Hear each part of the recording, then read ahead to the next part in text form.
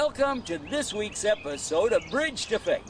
I'm your host, Yusuf Estes, and for the next few minutes, we're going to be talking about faith, what it is, how you can get it, and how it applies to today's world. And then following that, we'll have somebody's particular story of their bridge to faith. All of that and more is coming up right here.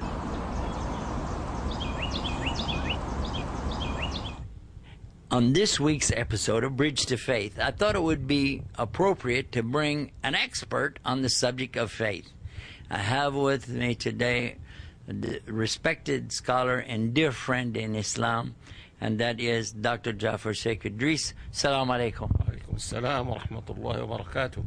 It's nice to have you on our program. This is a great opportunity to ask you about the subject of faith. How do you say faith in Arabic? Iman, and I am honored to be with you. Now, Iman is the word we use when we say somebody's a believer. We say he's a Imaner. He's a mu'min. Oh yeah, mu'min, not Imaner. No. No, I keep saying after everything, like Islamer. It's actually Muslim, isn't it? Muslim, yeah. We put mu in front of the verb and we get the one doing the verb, right? Yes. And by the way, Iman is not just belief. Oh.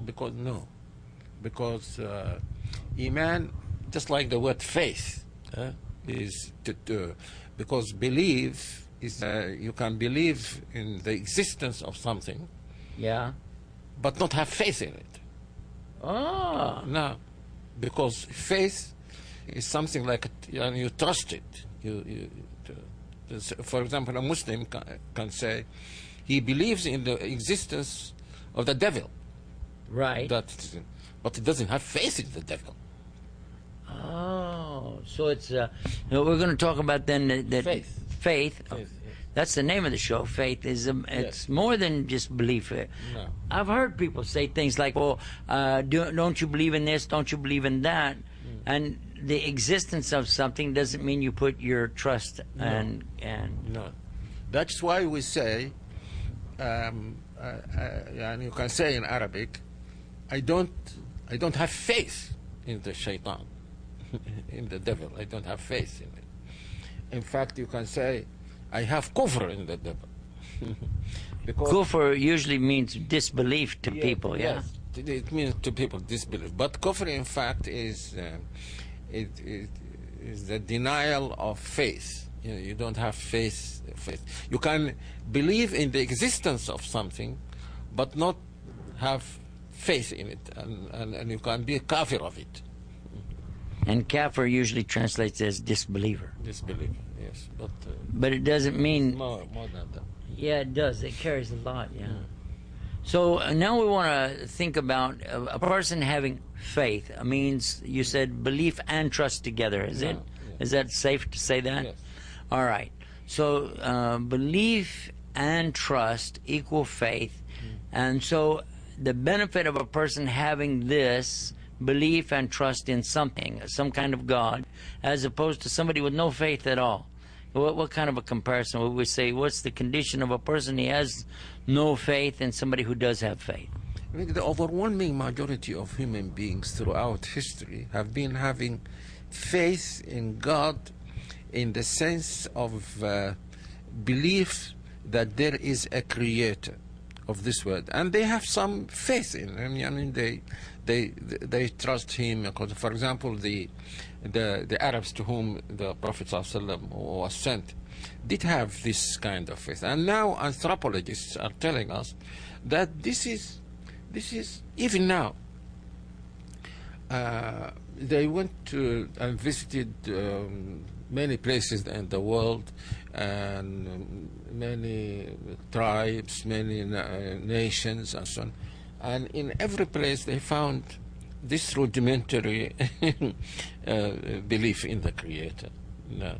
And this, even this one makes a person happier than someone who has no faith at all, because it is something that is in his heart.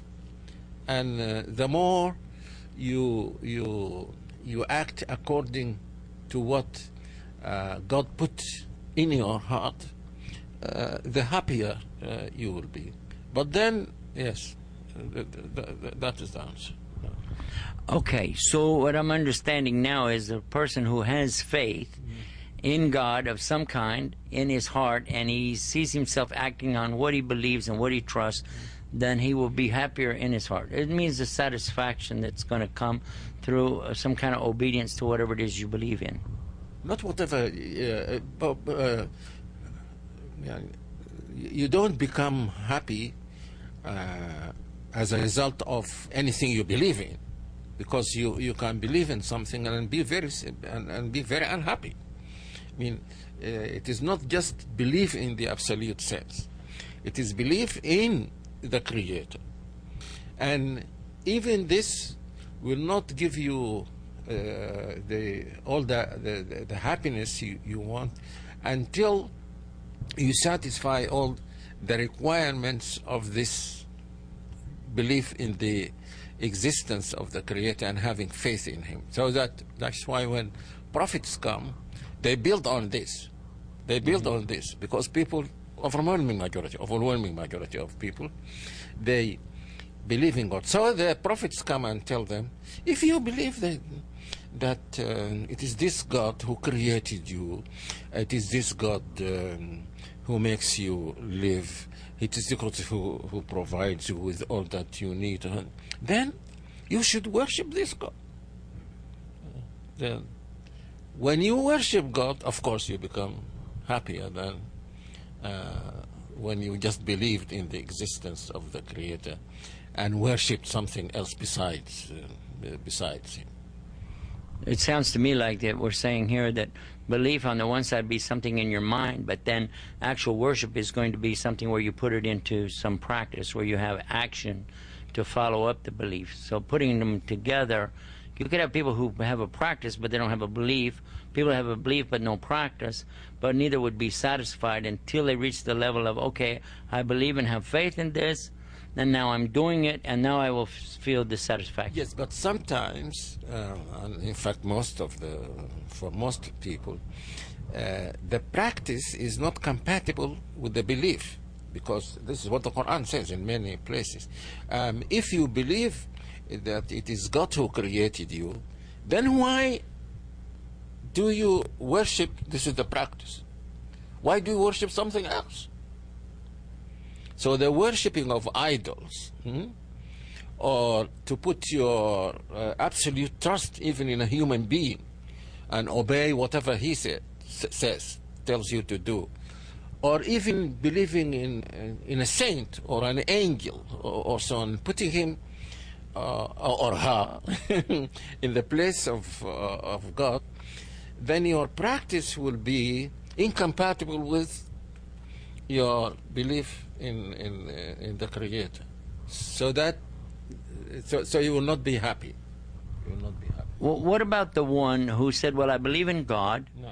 and I trust in God, and I acknowledge there is God, but I don't want to do anything about it. I just, okay, God is there, I'm here, but so what?